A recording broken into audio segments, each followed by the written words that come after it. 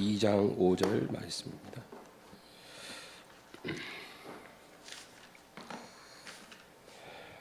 다 같이 읽겠습니다. 내 사랑하는 형제들아 들을지어다. 하나님이 세상에서 가난한 자를 택하사 믿음에 부요하게 하시고 또 자기를 사랑하는 자들에게 약속하신 나라를 상속으로 받게 하지 아니하셨느냐. 아멘. 오늘 어떤 부요함을 원하는가라는 말씀으로 은혜를 나누겠습니다. 하나님의 자녀들 중에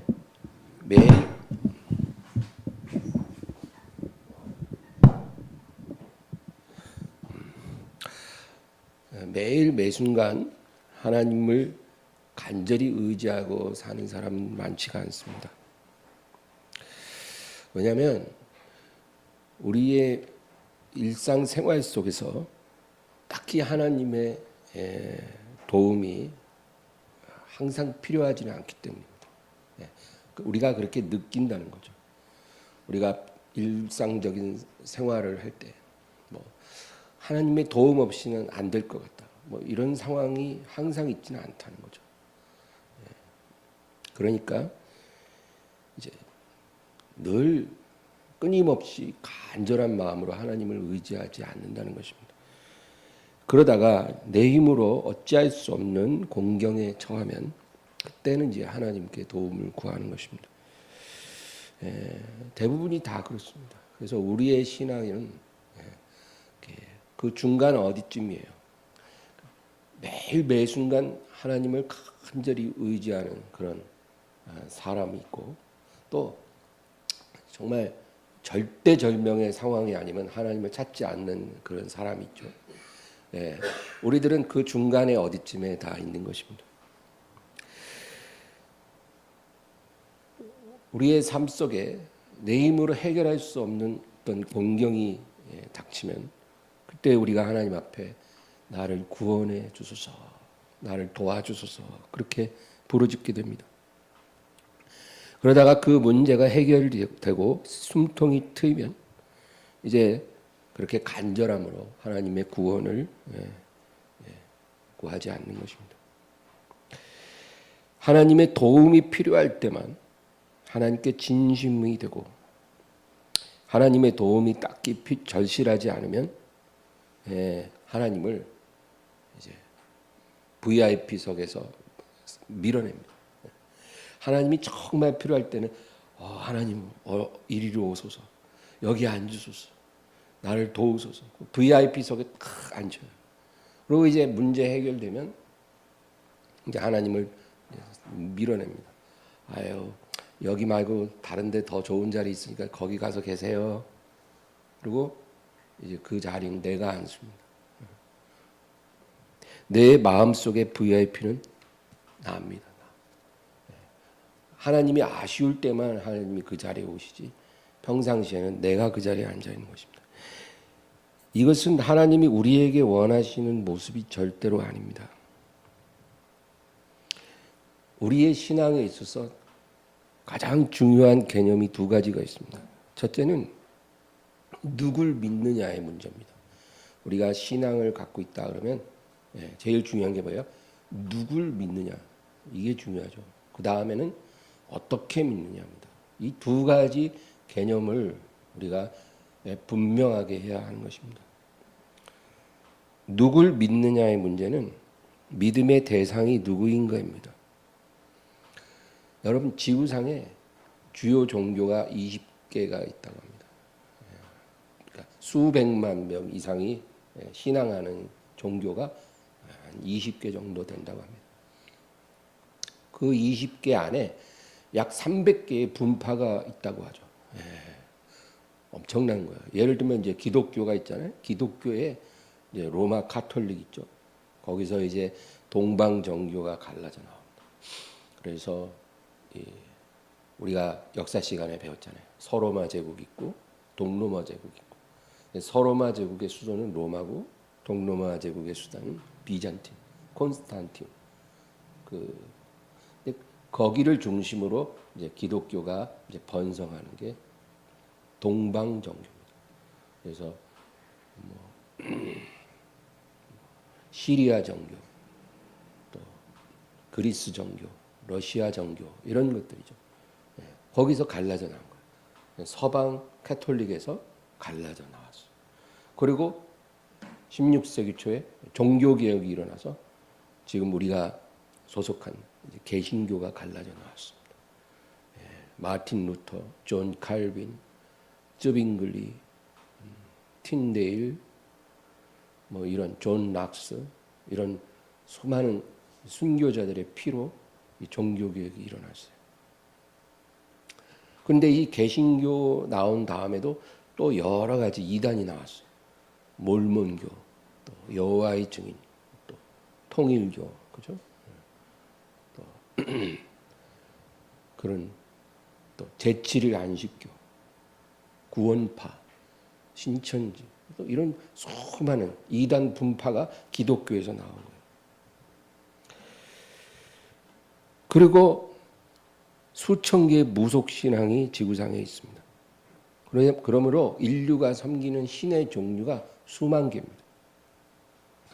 어떤 신을 믿어도 그것을 신앙이라고 말할 수는 있어요. 그러나 여러분, 그것들은 신앙이 아니죠. 사도행전 4장 12절.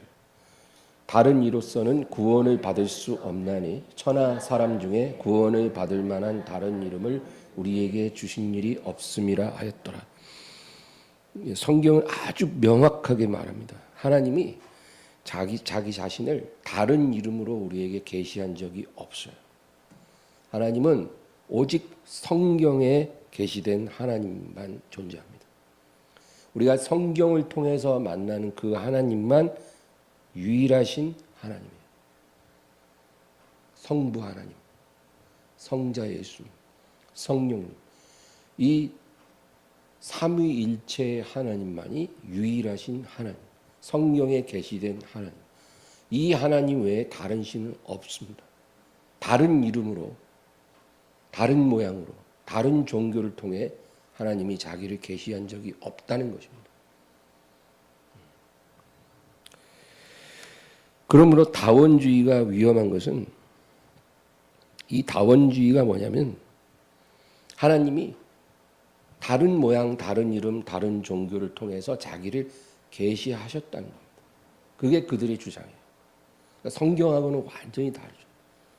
그렇게 주장하면서 다른 종교에도 진리가 있고 다른 종교에도 구원이 있기 때문에 그 종교들과 기독교가 서로 척지지 말고 서로 대화하고 서로 화합하고 그 다음에 연합하고 그 다음에 혼합하고 그 다음에 통합하자는 거예요. 그게 다원주의자들이 원하는 것입니다. 다원주의는 하나님이 아주 미워하시는 그런 죄입니다.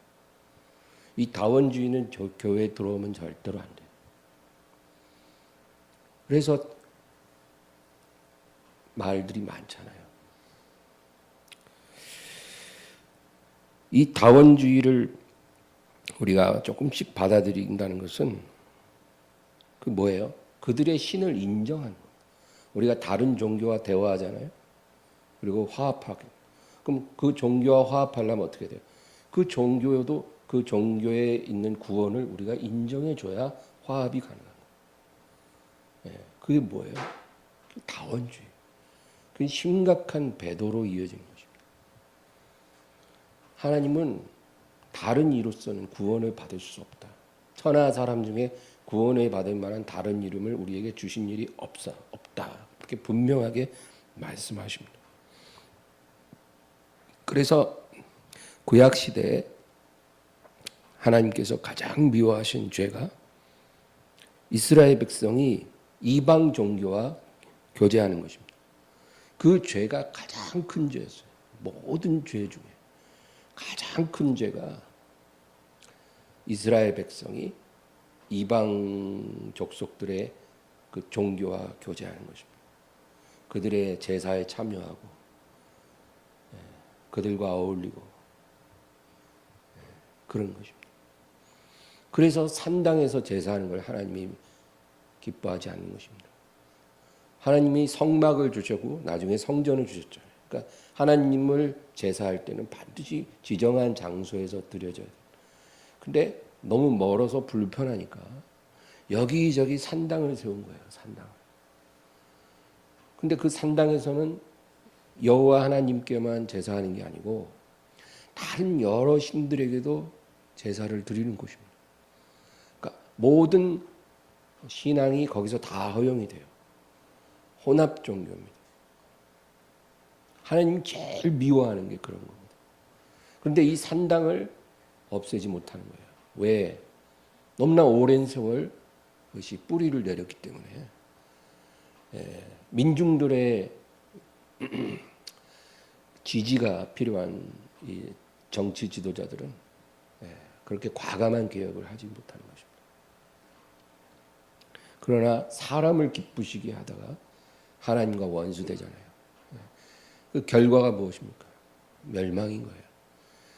하나님을 기쁘시기 위해 사람과 원수가 되면 하나님이 보장하지만 사람을 기쁘게 하려고 하나님과 원수되면 누가 보장합니까? 우리가 어리석은 거죠.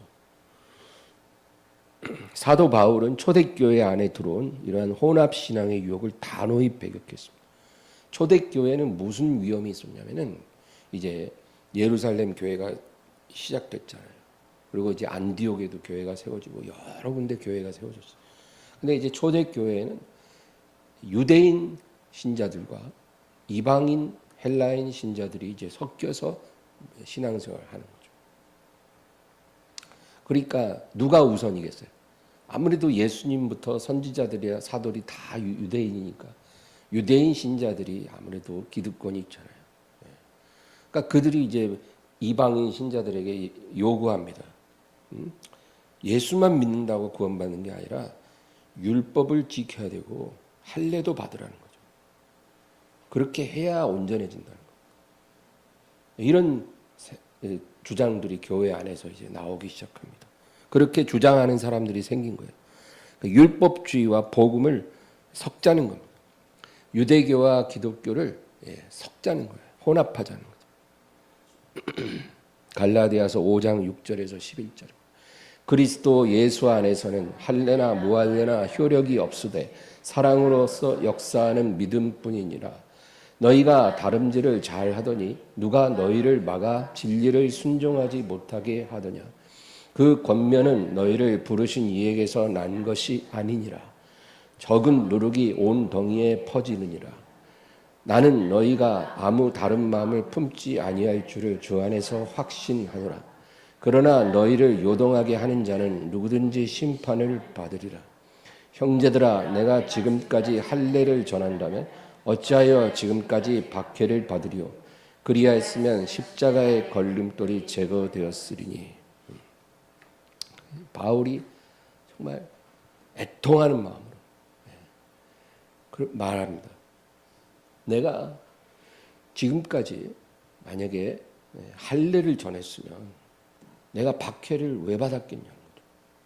내가 가는 곳마다 오직 십자가의 복음만 전했기 때문에 유대인들이 나 못 죽여서 안 달라는 거예요. 만약에 내가 율법주의와 복음을 섞었으면 그들한테 내가 박해받지 않았을 거라는 거예요. 그러나 십자가 복음만 내가 전했기 때문에 유대인들이 그냥 철천지 원수처럼 나를 보는 거다. 그렇게 말을 합니다.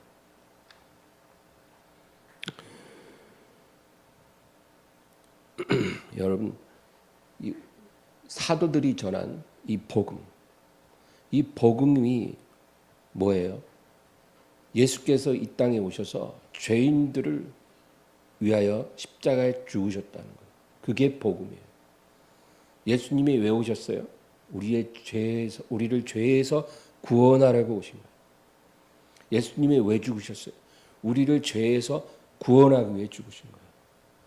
예수님이 이 세상에 오신 목적은 병자를 고치고 귀신을 쫓아내고 이게 목적이 아니에요. 이거는 그냥 복음의 결과물이고 열매지 그 복음의 본질이 아니에요.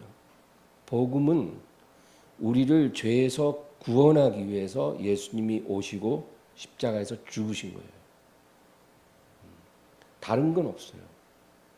그래서 우리가 예수님을 온전히 믿고 우리의 주님으로 영접하면 우리가 그 믿음으로 말미암아 구원을 받는 거예요. 죄에서 건짐을 받는 거예요. 그리고 우리가 예수 이름으로 임하시는 성령의 능력을 받아서 우리가 죄의 유혹을 이길 수 있게 되는 거예요. 이 승리가 우리의 삶 속에 매일매일 일어나는 게 하나님께 드려지는 참 제사예요. 참 예배예요. 우리가 그렇게 승리하다가 주님의 날에 부름 받는 게 우리 성도가 가야 할 길이에요. 다른 건 없어요. 너무나 단순하고 분명한 게 이 복음 진리예요. 이것은 참 복음인데 다른 복음과 섞일 수도 없고 공존할 수 없습니다. 근데 초대교회에도 이렇게 참 복음이 아닌 다른 복음, 혼합 복음, 할례도 받아야 되고 율법도 지켜야 되고 뭐 여러 가지를 구원의 조건으로 내거는 그런 다른 복음을 전하는 거짓 교사들이 초대교회 안에 있었다는 거죠. 그리고 지금까지도 계속 교회 안에 이렇게 주장하는 사람들이 있습니다. 갈라디아서 1장 6절에서 10절. 그리스도의 은혜로 너희를 부르신 이를 이같이 속히 떠나 다른 복음을 따르는 것을 내가 이상하게 여기노라. 다른 복음은 없나니 다만 어떤 사람들이 너희를 교란하여 그리스도의 복음을 변하게 하려 함이라. 그러나 우리나 혹은 하늘로부터 온 천사라도 우리가 너희에게 전한 복음 외에 다른 복음을 전하면 저주를 받을지어다. 우리가 전에 말하였거니와 내가 지금 다시 말하노니 만일 누구든지 너희가 받은 것 외에 다른 복음을 전하면 저주를 받을지어다. 이제 내가 사람들에게 좋게 하랴 하나님께 좋게 하랴 사람들에게 기쁨을 구하랴 내가 지금까지 사람들의 기쁨을 구하였다면 그리스도의 종이 아니니라. 오직 예수님의 십자가 복음 그거 하나면 충분한 거죠. 우리가 믿는 대상은 성부 하나님, 성자 예수님, 성령님, 삼위일체 하나님이십니다. 그것이 성경에 계시된 하나님이에요. 유일하신 하나님. 세 위격이 구분되어 있지만 성부와 성자와 성령이 구분되어 있지만 한 번도 분리된 적이 없는 하나님. 이게 우리가 이해하기가 어렵죠. 그러나 우리는 성경이 말한 대로 믿어야 돼요. 세 위격이 구분되나 분리되지 않는 유일하신 하나님. 우린 이 하나님을 믿고 예수님의 십자가 보혈의 공로로 우리는 죄에서 구원을 받은 것입니다. 이거면 충분해요. 이거 말고 다른 것들을 여러 가지 구원의 조건에다가 누가 얘기를 하고 다른 얘기를 하면 그것은 다른 복음이에요. 다른 예수입니다. 그것을 전하는 자들은 저주를 받으라 그랬어요. 그것을 받아들이는 자도 저주를 받는 거예요. 그러니까 교회 밖에만 멸망의 파도가 치는 게 아니고 교회 안에도 이 멸망의 파도가 치고 있어요. 그러니까 항상 성도들은 진리 안에서 깨어 있어야 하는 것입니다.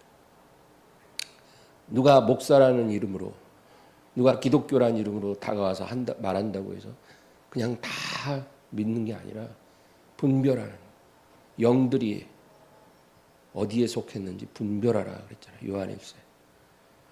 영들을 분별하라고 하나님께서 말씀하십니다. 신앙의 두 번째 중요한 개념은 어떻게 믿느냐의 문제죠. 우리가 삼위일체의 하나님을 믿는다고 해도 그 하나님이 어떤 하나님이냐를 우리가 분명하게 해야 합니다. 하나님에 대해서 분명하게 알아야 하나님을 제대로 믿을 수가 있어요. 하나님을 오해하면 잘못 믿을 수밖에 없죠. 그래서 어떻게 믿느냐의 문제도 중요합니다. 유대인들은 겉으로는 유일하신 하나님을 믿는다고 했지만 하나님의 아들이 왔을 때 영접하지 않았습니다. 이 잘못된 거죠. 구약 성경 전체가 다 예수 그리스도를 가리키고 있어요. 그런데 그 구약을 그렇게 읽고 연구했다고 하면서 예수님을 믿지 않는 거예요. 예수님이 오셨을 때 그분이 메시아라고 그들은 믿지 않았어요. 구약 성경이 다 예수님을 가리키고 있는데도 예수님이 오셨을 때 예수님을 알아보지 못하고 거부했다는 거예요. 지금도 유대인들은 나사렛 예수는 메시아가 아니라고 말합니다. 지금도요. 왜냐하면 그들이 기다리는 메시아는 왕이어야 하기 때문에. 그러니까 그 고정관념이 딱 있는 거예요. 구약에 예언된 메시아는 왕으로 오셔야 한다는 거예요. 그 왕이 뭐냐면 어떤 정치적인 권력을 가지고 오든지 어떤 군사적인 무력을 갖고 오든지 그렇게 왕으로 오셔서 우리를 이 모든 공경에서 원수의 압제에서 구원해 주는 자가 메시아라는 거죠. 그런 고정관념을 딱 갖고 있는데 예수님이 이제 오신 거예요. 근데 예수님의 출신을 보니까 출신이 너무 메시아라고 보기에는 어울리지 않아요. 나사렛이라는 동네는 정말 후진 동네. 그리고 예수님은 목수 출신, 목수. 교육도 못 받았어요. 교육도 못 받고 그냥 목수. 그리고 그 예수님의 외모도 별 볼 일이 없는 거예요. 뭐 풍채가 좋은 것도 없고 흠모할 만한 것이 없어요. 이사야 53장. 마른 땅에서 나온 줄기 같아서 고운 모양도 아름다운 것도 없어요. 예수님의 외모를 대단히 미남으로 우리가 이제 생각하지만 그렇지 않았을 거예요. 그냥 그 얼굴에 마음에 그 모든 그 뭐랄까 그 질고와 가난의 흔적이 있는 그런 얼굴이. 그래서 저는 교회가 예수님의 초상화를 이렇게 그리는 거 그거 좋게 안 봅니다. 그냥 십자가 하나면 충분해요. 막 예수님의 조각을 하고 초상화를 그리고 하는데 그거에 딱 우리가 고정관념을 갖게 되면 좋을 게 없습니다. 어찌됐든 예수님의 출신, 외모, 또 그가 하는 말과 행동들을 볼 때 메시아일 수 없다는 거예요. 예수님 행하시는 기적은 놀랍지만 예수님은 로마의 권력을 몰아낼 마음이 없었다는 거예요. 그래서 유대인들이 실망한 거예요. 메시아라면 이제 세를 규합해서 로마를 몰아내고 우리를 해방시켜야 되잖아요. 근데 예수님은 그런 정치나 권력에 관심이 없었어요. 빌라도 총독 앞에 섰을 때도 네가 유대인의 왕이냐? 왜냐하면 이스라엘 유대인들이 그 제사장들이 예수님을 고발한 그 사유가 저가 유대인의 왕이라고 자칭하기 때문이에요. 왜냐하면 가이사 로마의 시저 외에는 황제가 없거든요. 왕이 없는데 지금 자칭 왕이라고 하면 반란이거든요. 그러니까 반란을 일으켰으니까 총독인 당신이 저 사람을 처형해야 된다. 이게 그들의 논리거든요. 그러니까 유대인의 왕이라는 게 예수님의 제목이에요. 그러니까 빌라도가 예수님을 신문할 때 첫 마디가 네가 유대인의 왕이냐? 저들이 말하는 게 맞냐? 그러니까 너 말처럼 내가 왕이니라. 그러나 내 나라는 이 세상에 속한 것이 아니니라. 그러니까 빌라도가 그러면 죽일 죄목이 없지. 그리고 놓아주려고 했다는 거죠.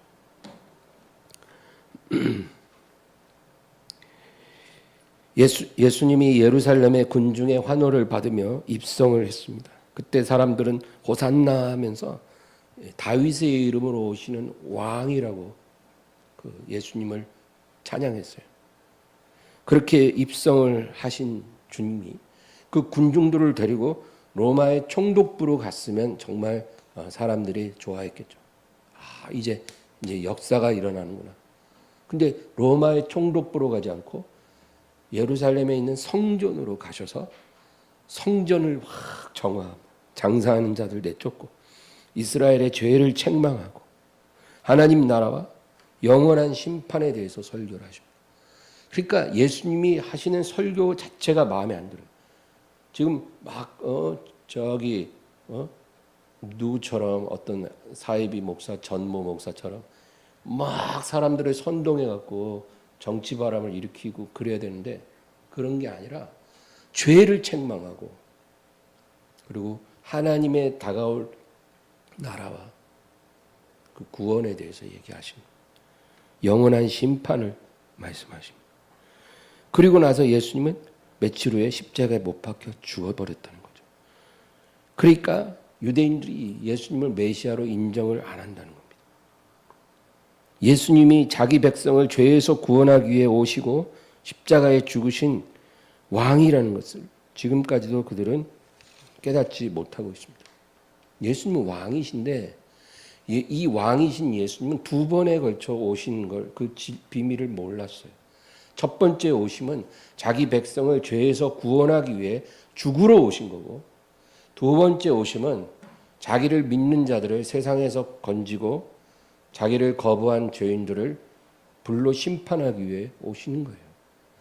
왕이신 예수님은 이렇게 두 번에 걸쳐 온다고 이사야부터 모든 선지자들이 그렇게 예언을 했어요. 근데 유대인들은 영적으로 눈이 가려지니까 이런 예언의 말씀도 다 깨닫지를 못하는 거예요.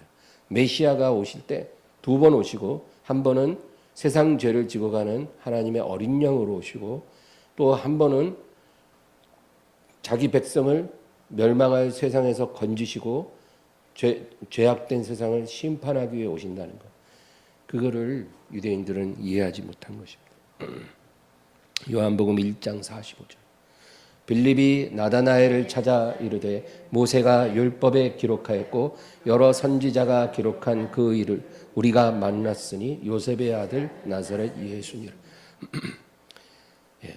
여기서 빌립이 나다나엘을 데리고 올 때 뭐라 그래요? 모세가 율법에 기록하고 여러 선지자가 기록한 그 누구예요? 메시아예요. 메시아를 우리가 만났다. 이미 제자들은 그걸 알고 있었던 거예요. 이분이 메시아라는 거죠.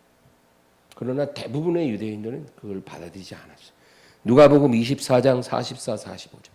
또 이르시되 내가 너희와 함께 있을 때 너희에게 말한 바 곧 모세의 율법과 선지자의 글과 시편에 나를 가리켜 기록된 모든 것이 이루어져야 하리라 한 말을 이것이라 하시고 이에 그들의 마음을 열어 성경을 깨닫게 하시고 예수님은 친히 이 모든 모세의 율법과 선지자들의 예언서와 또 다윗의 시편에 기록한 그 모든 핵심적인 것이 바로 나를 가리킨 것이라는 것을 제자들에게 친히 설명해 주신 거예요. 성경을 깨닫게 해 주신 것입니다. 예수님 당시에는 신약 성경이 없었잖아요. 구약 성경에 기록된 메시아에 관한 것을 친히 설명해 주신 것입니다. 그러므로 여러분 우리가 구약 성경을 읽을 때 항상 기도하면서 읽을 것은 그냥 구약의 어떤 내용이 아니라 구약 속에 있는 예수님의 영광을 내가 보게 하옵소서. 이런 기도하는 마음으로 구약을 읽어야 돼요. 그래서 구약 속에 예수님이 보이기 시작하면 구약을 제대로 잘 읽고 있다는 거예요. 근데 구약을 읽어도 그 안에 예수님이 안 보이면 아직 구약을 우리가 제대로 못 읽고 있는 거예요. 신약은 예수님에 관한 것이니까 우리가 뭐 그냥 은혜 받고 깨달으면 되지만 구약은 감추어졌잖아요. 메시아가. 그러나 구약에 있는 아브라함의 언약부터 시작해서 아니 에덴 동산에서 하나님이 아담과 하와에게 주신 말씀부터 시작해서 여자의 후손이 뱀의 머리를 깨뜨린다는 그 말씀부터 시작해서 아브라함의 언약, 모세의 율법, 신명기에 있는 말씀들 그리고 다윗의 시편들 그리고 뭐 솔로몬의 잠언에서 지혜를 인격화했잖아요. 지혜를 가지라. 지혜를 가지고 네가 그를 높이면 그가 너를 높이리라. 네가 그를 품으면 그가 너를 영화롭게 하리라. 그 지혜를 인격화한 그 지혜가 바로 예수님이라는 거죠. 잠언에. 그리고 이사야부터 모든 예언서에 나온 그 많은 예언들이 사실은 예수님의 초림과 재림을 예언하고 있다는 거죠. 우리가 그거를 깨닫게 되면 신약과 아다리가 딱 맞으면서 이 성경은 하나님이 주신 유일하고 완벽한 계시라는 것을 우리가 알게 되는 거예요.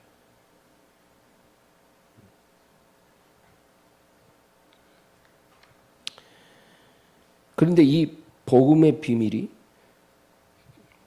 자기가 아브라함의 자손이라고 자부하던 유대인들에겐 감추어지고 저와 여러분처럼 이방인 중에 택함을 받은 백성들이 먼저 믿고 구원을 받게 되는 것. 이것이 하나님의 경륜이라는 겁니다. 로마서 11장 25절에서 27절. 형제들아 너희가 스스로 지혜 있다 하면서 이 신비를 너희가 모르기를 내가 원하지 아니하노니 이 신비는 이방인의 충만한 수가 들어오기까지 이스라엘의 덜어는 우둔하게 된 것이라. 그리하여 온 이스라엘이 구원을 받으리라. 기록된 바 구원자가 시온에서 오사 야곱에게서 경건하지 않은 것을 돌이키시겠고 내가 그들의 죄를 없이 할 때 그들에게 이루어질 내 언약이 이것이라 함과 같으니라. 예수님이 오신 목적이 뭐라 그래요? 내가 그들의 죄를 없이 할 때. 이방인이 먼저 죄 없이 함을 받고 그 후에 이방인의 충만한 자가 죄 없이 함을 받은 다음엔 그 다음에 하나님의 본 자손인 유대인들도 회개하는 역사가 일어날 것이다. 이게 성경의 경륜이에요. 그러니까 여러분 이제 복음이 땅끝까지 전파되고 이방인의 택함 받은 자들이 다 구원을 받잖아요. 그러면 이제 마지막에 유대인들이 회개하게 될 거예요. 지금은 회개하지 않죠. 지금은 정말 극소수예요. 전 세계 유대인이 1,500만 명인데 그 중에 믿는 사람 진짜 몇천 명, 몇만 명도 안 돼요. 메시아닉 주라고 그러네. 예수님을 믿는 유대인은 몇 없어요. 지금도 나사렛 예수는 메시아가 아니라. 그런데 그 완악한 이스라엘이 이제 마지막 때에 절대절명의 위기를 만나고 그때 주님 앞에 회개하고 돌아오는. 근데 다 구원받는 게 아니라 3분의 1은 멸망당하고 3분의 1만 구원을 받으리라고 스가랴서에 그렇게 예언이 되어 있어요. 그러니까 우리는 성경에 예언된 대로 이루어질 것을 믿고 있는 것입니다.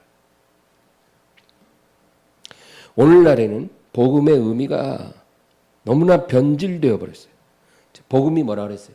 하나님의 아들이 이 땅에 오신 이유는 우리를 죄에서 구원하기 위해 그리고 우리를 죄에서 구원하기 위해 십자가에서 죽으시고 부활하신 거잖아요. 그래서 우리가 예수님을 통해서 죄에서 구원을 받고 하나님의 자녀가 되고 영생을 얻고 이 땅에 사는 동안 죄의 유혹에서 승리하고 마지막 날에 부활의 영광을 맞이할 때 사망과 모든 이 죄의 권세가 완전히 끝장난다. 그게 복음이잖아요. 근데 이 복음의 그 의미가 지금은 변질이 돼서 사람들이 복음이라 그러면 뭐 어떻게 생각하냐면 그냥 교회에 다니고 예수 믿고 나면 그다음에 이제 물질 축복 받고 세상에서 성공하는 거. 이게 복음이 돼버렸어요. 교회에서 그렇게 가르쳐야죠. 네가 예수 믿고 교회에 잘 출석하면 이제 하나님이 너를 위해 물질 축복 주시고 성공하게 해주시고 네 소원을 이루어 주십니다. 그러니까 잘 믿으라는 거예요. 이거를 성공복음이라고 합니다. 성공복음. 근데 이 성공복음은 다른 복음이에요. 성경에 기록된 참 복음이 아닙니다. 이 성공복음을 우리가 받아들이면 어떻게 될까요? 복음 없이도 잘 사는 사람들은 복음이 필요 없는 거예요.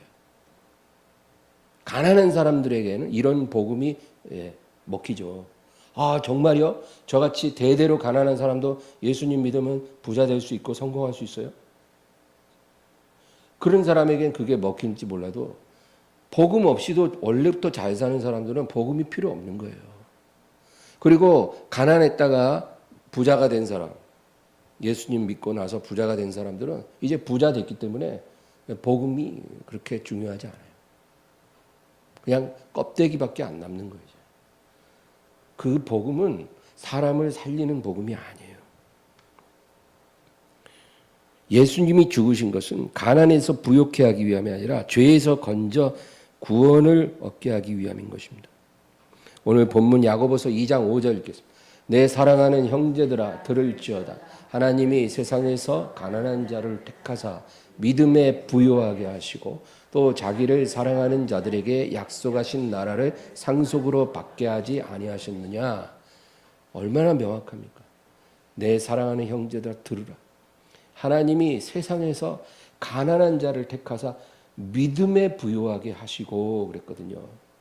그러니까 너희 가난한 자들을 내가 부른 이유는 너희를 물질에 부요하게 하기 위해 부른 게 아니라 믿음에 부요하게 하고 또 하나님을 사랑하는 자들에게 약속하신 나라를 상속으로 받게 하지 아니하셨느냐. 그러니까 너희의 보상은 너희가 이 세상에서 믿음 지키고 모든 시련과 환난을 견뎌내고 난 그 너희의 보상은 이 세상에서 받는 것이 아니라 약속하신 나라를 상속받을 때 너희에게 보상이 주어진다는 거예요. 이게 성경이 말하는 가르침이에요. 물질적인 부요가 아니라 믿음의 부요를 주신다는 것이 여러분 우리가 오해하지 말 것은 그러면 뭐 믿음은 부요한 건 알겠는데 가난하게 살아야 돼요? 꼭 그래야 돼요? 이 세상에선 가난해야 되는 거예요? 그런 건 아니에요, 여러분. 왜 하나님이 우리가 가난한 걸 원하시겠어요? 가난할 때 부름 받아도 하나님은 사랑하는 자녀들의 모든 필요를 충분하고 넉넉하게 공급하시고 채워주신다고 약속하셨어요. 하나님 자녀가 이 세상에서 받아 누릴 복은 첫 번째는 죄에서 구원을 받는 것이고 그 다음에 믿음의 부요함을 따라 사는 것이고 그 다음에는 이 세상 사는 동안 먹을 것, 입을 것, 마실 것 이런 모든 재물에 대하여 필요한 만큼 하나님이 주신다는 것입니다. 그런데 이거는 중요한 게 아니라는 거예요. 심지어는 구할 필요도 없다고 말씀하십니다. 구할 필요조차 없다. 그만큼 본질이 아니라는 거예요. 이런 건. 왜? 어느 자녀가 자기 부모한테 매번 옷 달라 그러고 밥 달라 그러겠냐고요. 자녀들은 부모와 같이 살 동안에는 그런 거를 일일이 구할 필요가 없다는 거죠. 자녀니까 부모가 알아서 계절 바뀌면 옷도 사주고 끼니 되면 밥도 먹여주고 학교도 보내주고 어련히 알아서 다 하듯이 하나님도 마찬가지라는 거예요. 그러니까 너희가 이런 것들에 아주 신경 예민해가지고 이제 날씨 추워지는데 겨울에 딱 추우면 어떡하지? 나 변변한 옷도 없는데 기도해야 되겠다. 그리고 그렇게 그럴 필요가 없다는 거예요. 그런 건 안 구해도 다 하나님이 공급해 주신다는 거예요. 마태복음 6장 31, 32절. 그러므로 염려하여 이르기를 무엇을 먹을까 무엇을 마실까 무엇을 입을까 하지 말라. 이는 다 이방인들이 구하는 것이라. 너희 하늘 아버지께서 이 모든 것이 너희에게 있어야 할 줄을 아신 것이죠. 그렇죠. 이런 것을 구하는 건 이방인들이나 하는 거예요. 우상 숭배하는 사람들이 자기 신들에게 가서 구하는 거지. 너희 하늘 아버지는 이 모든 것이 너희에게 있어야 할 줄을 이미 아신다. 신약 성경에서 물질적인 부요를 약속한 부분이 두 군데가 있어요. 여러분 신약 성경에 물질적인 부요를 하나님 자녀들에게 약속한 부분 두 군데가 있어요. 첫 번째는 고린도서 8장 9절입니다. 우리 주 예수 그리스도의 은혜를 너희가 알거니와 부요하신 이로써 너희를 위하여 가난하게 되심은 그의 가난함으로 말미암아 너희를 부요하게 하려 하심이라. 그 다음 9장 8절. 하나님이 능히 모든 은혜를 너희에게 넘치게 하시나니 이는 너희로 모든 일에 항상 모든 것이 넉넉하여 모든 착한 일을 넘치게 하려 하심이라. 이 두 개 외우기도 쉬워요. 둘 다 고린도후서고 하나는 8장 9절, 하나는 9장 8절이에요. 이 연달아 있어요. 그런데 여러분 이 말씀들이 어떤 맥락에서 말씀하신 건지를 우리가 알아야 돼요. 이것은 바울이 고린도 교회에 보낸 편지예요. 근데 왜 그 말을 하냐면 그거예요. 지금 예루살렘에 교회에 엄청난 박해가 임했다. 예루살렘 교회가 원조 교회잖아요. 그 교회에 엄청난 박해가 일어나서 교회도 너무 힘들고 모이기도 힘들어요. 박해가 심해서. 그리고 성도들도 이제 그리스도인이라는 이유로 자기 생업에서도 다 지장을 받아요. 엄청난 박해를 받고 있는 거예요. 예루살렘에 살면서. 그러니까 성도들도 힘들고 교회도 힘들고 너무 괴로운 상황에 처해 있는 거예요. 물질적으로 고통을 많이 받고 있어요. 그러니까 이제 사도 바울이 교회마다 다니면서 이 상황을 설명하고 우리 예루살렘 교회에게 은혜를 입었으니 우리가 그들을 위해 기도하고 그리고 우리가 예수의 사랑으로 우리가 모금을 좀 해서 그 교회에 좀 보내주면 좋겠다. 그 고통당하는 성도들에게 우리가 좀 힘이 되어주자. 그랬더니 마게도냐에 있는 교회들은 그 교회 성도들은 다 엄청 가난한 교회. 근데 바울이 뭐라 하면 그들이 넘치는 기쁨과 극한 가난 속에서 연보를 넘치도록 했다. 넘치는 기쁨과 극한 가난이 공존할 수 있다는 것에 저는 놀랐어요. 우리는 어때요? 극한 가난이 있으면 기쁨이 없을 것 같잖아요. 그죠? 어떻게 극한 가난 속에서 기뻐할 수 있을까? 이 세상은 불가능한 일이에요. 근데 마게도냐 성도들은 성령의 충만한 은혜가 있기 때문에 극한 가난을 겪고 있지만 넘치는 기쁨이 있었다는 거예요. 그래서 이 두 가지가 함께 있으면서 연보를 넘치게 해서 하나님께 영광을 돌렸다는 거예요. 근데 이 얘기를 고린도 교인들한테 해주는 거예요. 그러니까 너무 겁먹지 마. 너무 이렇게 움츠러들지 마. 아유, 나도 먹고 살기 힘든데 뭐 얼마나 해야 돼요. 아유, 이러지 말고 하나님께 은혜 받았으면 예루살렘 교회를 위해서 한번 너희의 진실한 사랑을 한번 보여주지 않겠니? 내가 일부러 강요하는 말이 아니라 이렇게 내가 권면하는 거야. 마게도냐 교회처럼 고린도 교회 너희도 한번 그렇게 해보자.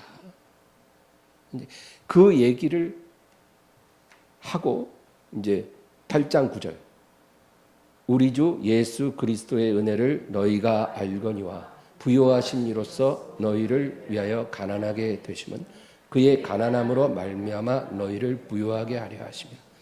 그러니까 너희가 예루살렘 교회로에 기쁘게 모금하고 연보하면 하나님이 너희를 능히 부요케 채워주실 거야. 이런 약속인 거죠. 우리 8장 1절에서 9절 같이 있습니다. 형제들아 하나님께서 마게도냐 교회들에게 주신 은혜를 우리가 너희에게 알리노니 환난의 많은 시련 가운데서 그들의 넘치는 기쁨과 극심한 가난이 그들의 풍성한 연보를 넘치도록 하게 하였느니라. 내가 증언하노니 그들이 힘대로 할 뿐 아니라 힘에 지나도록 자원하여 이 은혜와 성도 섬기는 일에 참여함에 대하여 우리에게 간절히 구하니 우리가 바라던 것뿐 아니라 그들이 먼저 자신을 주께 드리고 또 하나님의 뜻을 따라 우리에게 주었도다. 그러므로 우리가 디도를 권하여 그가 이미 너희 가운데서 시작하였은즉 이 은혜를 그대로 성취하게 하라 하였노라. 오직 너희는 믿음과 말과 지식과 모든 간절함과 우리를 사랑하는 이 모든 일에 풍성한 것 같이 이 은혜에도 풍성하게 할지니라. 내가 명령으로 하는 말이 아니요 오직 다른 이들의 간절함을 가지고 너희의 사랑의 진실함을 증명하고자 함이로라. 우리 주 예수 그리스도의 은혜를 너희가 알거니와 부요하신 이로써 너희를 위하여 가난하게 되심은 그의 가난함으로 말미암아 너희를 부요하게 하려 하심이라. 그러니까 이런 너희도 여러 가지로 힘든 상황이겠지만 그럼에도 불구하고 너희의 사랑을 진실된 사랑을 풍성한 연보로 마게도냐 교회처럼 너희가 드러내면 하나님이 너희를 위해서 부요한 축복을 허락해 주실 것이다. 그렇게 약속하는 거예요. 그러니까 조건부 약속입니다. 조건부 약속. 네. 근데 사람들은 요 한 구절만 딱 뽑아갖고 물질 축복 이렇게 주신다 했으니까 주시옵소서.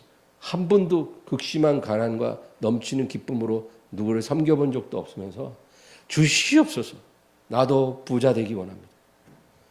이렇게 우리가 구한다면 과연 하나님이 우리의 기도를 어떻게 보시겠냐고요. 잘못된 거죠.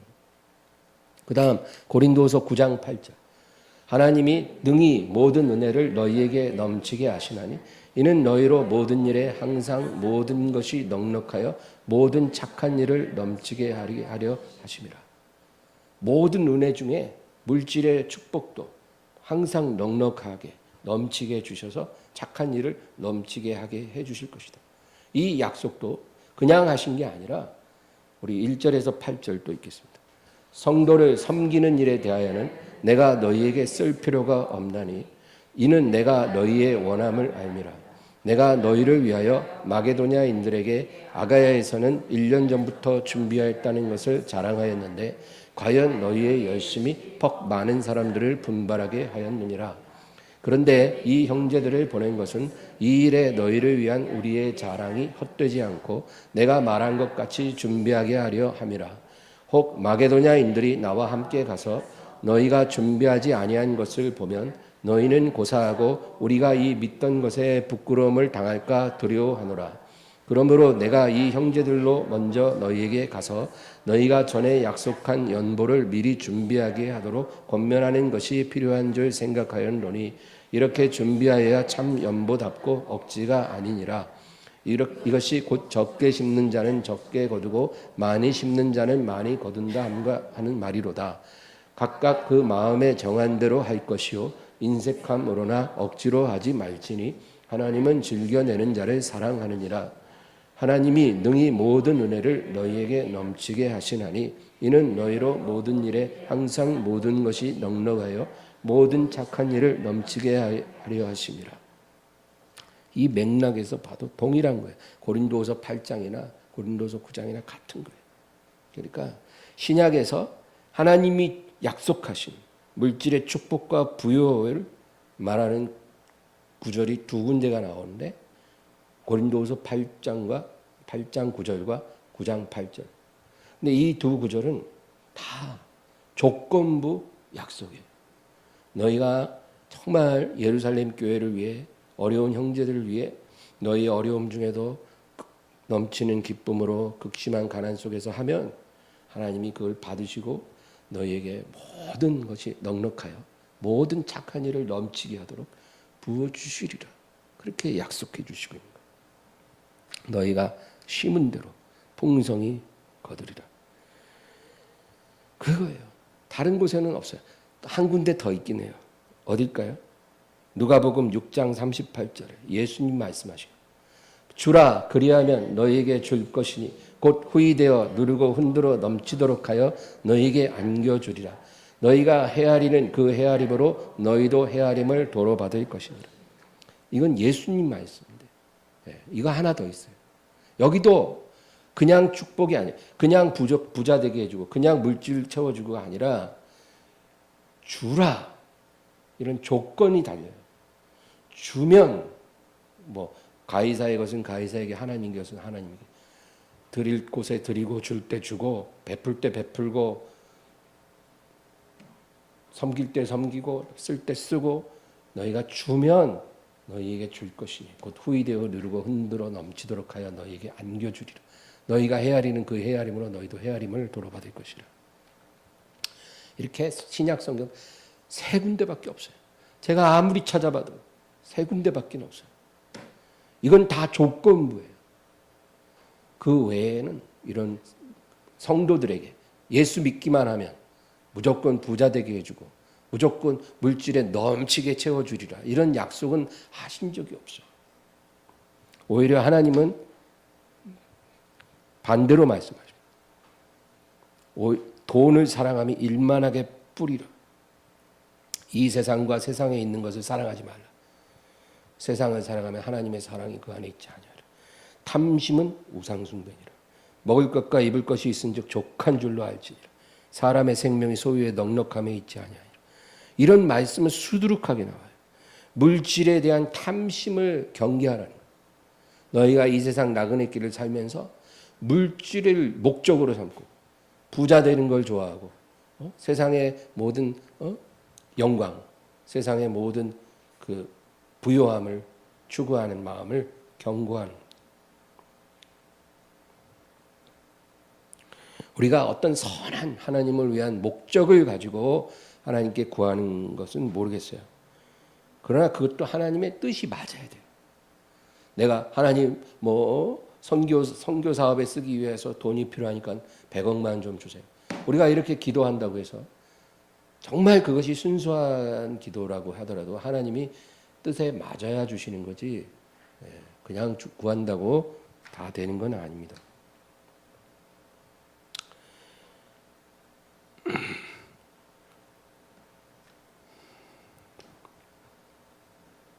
그런데 오늘날에는 이렇게 마게도니아 교회처럼 하나님께 풍성한 연보를 드리지도 않으면서 물질 축복만 구하는 성도가 너무나 많습니다. 이런 믿음은 잘못된 믿음입니다. 오늘 야고보서 2장 5절 다시 보겠습니다. 내 사랑하는 형제들아 들을지어다. 하나님이 세상에서 가난한 자를 택하사 믿음에 부요하게 하시고 또 자기를 사랑하는 자들에게 약속하신 나라를 상속으로 받게 하지 아니하셨느냐. 하나님이 세상에서 가난한 자를 택하신 것은 가난한 자를 불러 부자 되게 해주려고 택하신 게 아니고 믿음에 부요한 자가 되게 하기 위함입니다. 그럼 믿음에 부요하다는 건 뭘 말할까요? 여러분, 물질이 부요한 건 말 안 해도 알잖아요. 믿음에 부요하다는 건 뭘 말할까요? 그것은 예수 그리스도로 충분히 행복할 수 있는 사람을 말합니다. 아무것도 없어도 하박국에 나오죠. 무화과 나무에 열매가 없고 포도나무에 과실이 없고 외양간에 소가 없고 논밭에 소출이 없을지라도 여호와로 말미암아 기뻐하리로다. 그 믿음이에요. 그 믿음. 이 세상에서 아무것도 풍족한 게 없을지라도 오직 내가 섬기는 하나님으로 예수 그리스도로 충분히 행복할 수 있는 사람. 그 사람이 믿음에 부요한 사람입니다. 이 사람이 진짜 부요한 사람이에요. 이 사람이 진짜 행복자예요. 우리가 아직 이런 믿음의 부요함에 이르지 못했다면 우리는 이런 부요함을 사모해야지. 그냥 아직도 하나님 돈 좀 더 주세요. 그런 기도만 하면 안 되죠. 하나님 필요한 거 주시겠다는데 뭐 이렇게 안달해요. 만약에 안 주셨으면 지금 안 필요한 거예요, 그거. 뭐 그런 게 중요합니까? 저도 남들처럼 좋은 차 타고 싶어요. 그런 철없는 기도는 이제 그만해야 되는 거예요. 우리 엠마오에는 그런 사람들이 없어요.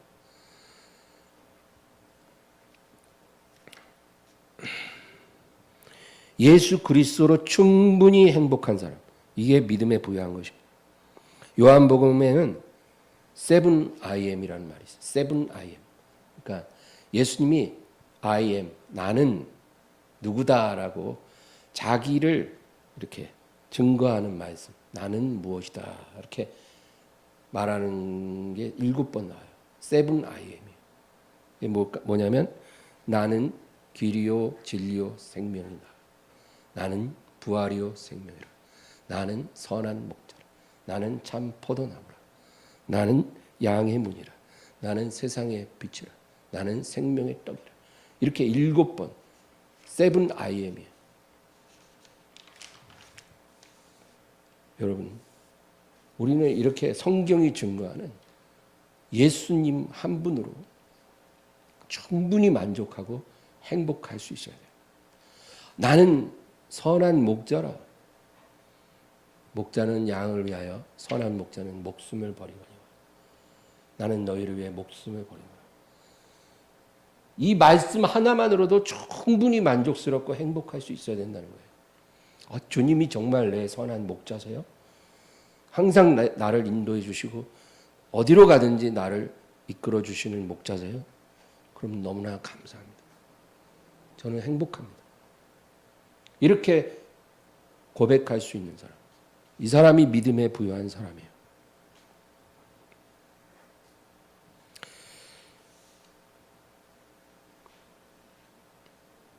통장에 오늘 돈 100만 원 들어오는 것보다 매일의 삶 속에 내게 다가오는, 나를 자꾸 넘어뜨렸던 죄의 유혹을 이기고 내가 올바른 하나님이 기뻐하는 선택을 했을 때 그게 더 기쁨이 되는 사람, 이 사람이 믿음에 부유한 사람이에요. 내 통장에 돈 1000만 원, 500만 원 들어오는 것보다 매일의 삶 속에 하나님이 기뻐하는 일을 행함으로 그것이 내 기쁨이 되는 사람, 그 사람이 믿음에 부유한 자입니다. 그러니까 여러분, 예수님을 기쁘게 하는 게 어려운가요? 어렵지 않거든요. 정말 일상의 소소한 면에서 내가 손톱만큼만 결단해도 할 수 있는 일들이 많아요. 예. 그 올바른 선택이 내 기쁨이고 행복인 거예요. 이런 사람을 하나님이 축복을 안 하실 수 있겠습니까? 예수님이 십자가에 못 박히셨을 때 혼자가 아니시고 양쪽에 강도가 있었어요. 이 둘은 돈을 강도질하다가 사람을 죽인 자들입니다. 여러분, 성경은 내가 누군가를 미워하면 살인했다라고 말합니다. 누군가를 미워하는 것도 살인하는 죄예요. 그러니까 만약에 우리가 어떤 물질로 인해서, 이해관계로 인해서 누군가를 미워했잖아요. 그러면 지금 이 강도들하고 동일한 죄를 지은 죄인이에요. 이 강도들은 돈을 뺏으려고 사람을 죽였지만 우리는 물질로 인해서 형제를 미워하거나 누군가를 미워하거나 했을 때 그것이 바로 이 동일한 죄를 지은 겁니다. 그러니까 이 두 강도는 우리랑 별 다를 바 없는 사람이에요. 근데 이 중에 왼편의 강도는 이 못 박힌 상황에서 뭐라 그러면, 네가 만일 그리스도면 지금 우리를 구원해보라. 이 사람의 문제는 죽는 순간까지도 자기가 하나님 앞에 죄인임을 깨닫지 못했다는 거예요. 지금 자기 옆에 계신 이가 인류의 죄를 구원하기 위해 죽으시는 하나님의 아들이라는 걸 알았으면 그 마지막 순간에도 예수님을 믿고 구원받을 수 있었거든요. 근데 자기가 죄인인 것을 깨닫지 못했어요. 이 사람에게 구원이라는 개념은 죄로부터의 구원이 아니라 지금 현실의 고통에서 건진받는 게 구원이에요. 이 사람에게. 그러니까 아파서 몸부림쳐서 네가 만약에 하나님의 아들 그리스도면 지금 여기서 나를 건져봐봐. 이 고통에서 나를 좀 구원해봐봐. 가만히 있지만 말고. 그렇게 소리치는 거예요. 여러분, 근데 이 왼편 강도 같은 성도가 많아요.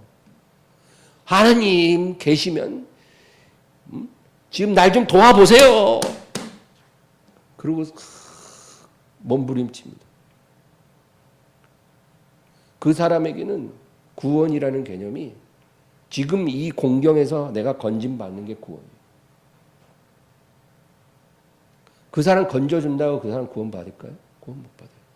자기가 죄에서 구원받아야 될 죄인이라는 걸 못 깨달으면 구원 못 받아요. 예수님이 오신 것은 우리의 일상의 공경을 해결하기 위해 오신 것이 아니고 우리를 죄에서 건지기 위해 오신 거거든요. 그러니까 예수님을 만나려면 반드시 자기가 죄인이라는 게 깨달아져야 돼요. 그리고 예수님 외에는 내가 죄사함 받고 구원받을 길이 없다는 걸 인정해야 예수님과 만나지는 거예요. 그게 안 되면 아무리 성경을 30독을 해도 예수님 못 만나요. 그러니까 이 왼편 강도는 결국 구원 못 받고 죽었어요. 근데 오른편 강도는 그게 아니었어요. 자기 옆에 계신 분이 죄인을 구원하실 그리스도인 것을 믿었어요. 누가복음 23장 39에서 43. 달린 행악자 중 하나는 비방하여 이르되 네가 그리스도가 아니냐 너와 우리를 구원하라 하되 하나는 그 사람을 꾸짖어 이르되 내가 동일한 정죄를 받고서도 하나님을 두려워하지 아니하느냐. 우리는 우리가 행한 일에 상당한 보응을 받는 것이니 이에 당연히 하거니와 이 사람이 행한 것은 옳지 않은 것이 없느니라 하고, 이르되 예수여 당신의 나라에 임하실 때 나를 기억하소서 하니 예수께서 이르시되 내가 진실로 내게 이르노니 오늘 내가 나와 함께 낙원에 있으리라 하시니라. 이 오른편 강도는 평생 이 세상에서 가난한 자로 살았지만, 그리고 남의 재산을 뺏기 위해서 살인까지 한 죄인이지만 마지막 순간에 예수님을 바라봤어요. 예수님이 어떤 분이냐? 믿음의 주요 온전케 하시는 분이에요. 우리를 죄에서 건져서 온전하게 하시는 분이라는 거죠. 저분을 믿으면 구원받는다는 걸 알았어요. 그래서 이 사람은 마지막 순간에 구원받은 겁니다. 마지막으로 베드로전서 1장 7절에서 9절 읽고 마치겠습니다. 너의 믿음의 확실함은 불로 연단하여도 없어질 금보다 더 귀하여 예수 그리스도께서 나타나실 때 칭찬과 영광과 존귀를 얻게 할 것이다. 예수를 너희가 보지 못하였으나 사랑하는도다. 이제도 보지 못하나 믿고 말할 수 없는 영광스러운 즐거움으로 기뻐하니 믿음의 결국 곧 영혼의 구원을 받음이라. 믿음의 결국은 영혼의 구원을 받는 것입니다. 여러분, 예수님을 끝까지 믿으시기 바랍니다. 예수님은 어떤 분일까요? 하나님의 아들이죠. 우리의 죄를 속하기 위해 이 세상에 오시고 십자가에서 죽으신 주님이십니다. 이 예수님을 끝까지 붙잡고 이 주님과 날마다 동행함으로 충분히 행복한 사람, 믿음에 부요한 사람으로 살기를 바랍니다. 이 사람이 승리자가 될 겁니다. 남이 가진 그런 재산 없어도 괜찮아요. 남이 가진 명예 없어도 괜찮아요. 오늘 아까 식사할 때도 비행기 비즈니스 클래스, 퍼스트 클래스 얘기가 나왔어요. 엄청 비싸다는 거예요, 그게. 나는 이제까지 그거 한 번도 못 타봤어. 앞으로 타고 싶은 마음도 없어. 근데 그거 없어도 괜찮다는 거예요. 이 세상에서. 그게 뭐가 그렇게 중요하겠어. 예수님 한 분으로 충분히 행복한 사람. 그 사람이 저는 되고 싶어요.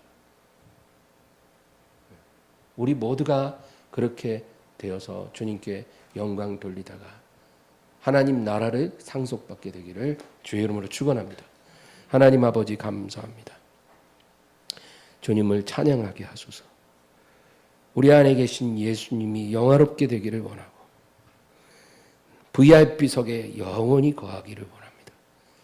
주님만을 기뻐하고 주님만으로 만족하고 주님으로만 행복해야 하는 그런 사람으로 지금부터 영원까지 살게 하여 주시옵소서. 이 세상의 여정이 끝날 때까지 이 믿음이 점점 더 불타오르게 하여 주시옵소서. 감사드리고 예수님의 이름으로 기도합니다.